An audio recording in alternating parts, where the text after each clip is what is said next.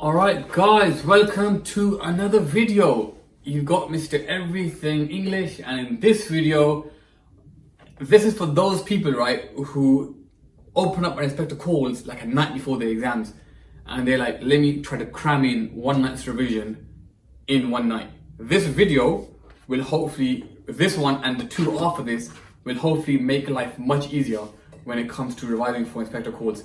In this video, I want to go through Act 1. The key events and what happens, and then in a later video we'll go over the key quotes for Act 1, then for Act 2, and then for Act 3. Now guys, before we begin, if you're not already following me on Instagram, please go over there and follow me. If you're not following me on Snapchat, why not? Hurry up. No, I'm joking. And let's begin, guys. So, inspector calls, Act 1. How does it begin? Guys, it begins with the Birling family all sitting around a dinner table. On one end, you've got Mr. Birling. On the other end, you've got Mrs. Birling. On the top, you've got Sheila and Gerald. Downstage, you've got Eric. That's the setup. Now, why are they there? They are celebrating the engagement of Sheila to Gerald. Now, Mr. Birling and Mrs. Birling are quite rich. They're quite powerful. Not quite, they're very powerful. So they're over here. But Gerald's family is over here. Yeah, they're even more rich. So for Mr. Birling, for Sheila to be marrying Gerald is more of a business deal. He's almost selling his daughter for power, for position. Yeah, there's a part in the play where he talks about how lower costs and higher prices and how they're not going to be competing with each other. That's what he sees their marriage as. That's why when in Act 2, he finds that Gerald's been cheating on her, he kind of ignores it. But that's for Act 2. Let me not get off task.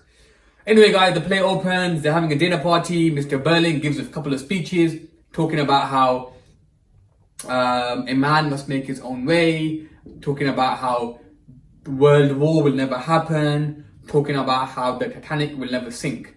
Now, those two particular things, the ship sinking and World War happening, Priestley is showing us how the capitalist rich, how the rich people like Mr. Birling think they know everything, but in reality, they know nothing. Yeah, they literally haven't got a clue. Mr. Birling is there just talking and talking and talking, thinking he's right, but in reality, he knows nothing, because World War happens and the ship, the Titanic, it does sink. Anyway, guys, they're doing all that stuff. Within that, there's an important part where Gerald produces a ring and he gives the ring to Sheila. This ring, guys, it's a symbol of power and control. The moment Gerald puts this ring onto Sheila, she's his and she belongs to him. In Act 2, she takes it off and she gives it back to him. She's free. She's empowered. But let's move on because this is a quick one on Act 1. Just as Mr. Birling is talking about how a man must make his own way, how you must do your own thing, how you shouldn't worry about other people, and he calls those people who worry about other people, he calls them cranks, he calls them crazy people. Just as he's doing that, ding dong, in comes the inspector. The timing of that is very important because the inspector comes in just at the time when Mr. Birling got the chest out and he's literally pounding down the socialists. Yeah, he's showing them who's boss, but ironically, in comes a socialist who shuts him up. The inspector arrives and the inspector says, look, a girl has been found dead, she's committed suicide, and he's here to conduct an inquiry. Now, the first person, actually no guys, it's very important how the inspector is described. One of the quotes is that he does not need to be a big man. The inspector isn't tall, isn't wide, isn't massive, but he creates an impression of being somebody important. The easiest way to describe that, guys, is some people, when they walk into a room, people tend to look. Yeah, they have an aura, they have a feeling that this person is important. That's the inspector. Anyway, guys, the inspector, the first person he questions is Mr. Birling. And what we find is that Mr. Birling sacked Eva Smith because she wanted more money. And obviously, guys, Mr. Birling is a capitalist. So if he pays Eva Smith more money, he gets less money. Therefore, he says no and he sacks her. After he sacks her, she moves to a shop and she works in a clothes shop called Millwards.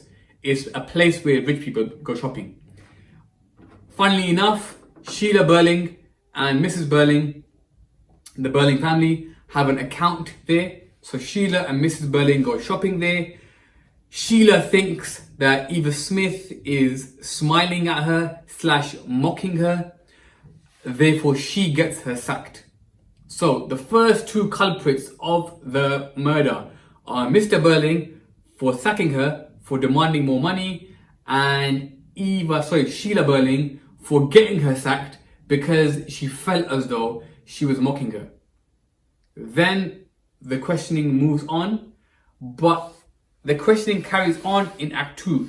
Act 1 ends with the focus going to Gerald because the inspector reveals that Eva Smith changed her name to Daisy Renton to Gerald becomes startled. He's like, what? Hold on, I know that chick.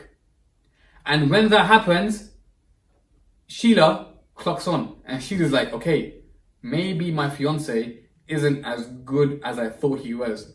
And the act ends with her asking Gerald, listen, how do you know Eva Smith / Daisy Renton? And that's the end of Act 1. Alright guys, look, I could have easily sat here and talked for ages and ages and ages, but the problem is you guys will stop watching. That's a quick summary of Act 1. The next video that I produce will be a video looking at the key quotes for Act 1, then Act 2, then the same thing for Act 2, and then Act 3. And hopefully guys, these little videos, this kind of series, will have everything you need for Inspector Calls. Guys, any questions, drop them in the comments down below or drop me a DM. I hope you found that video beneficial. As always guys, it's been Mr. Everything English. Take care and peace.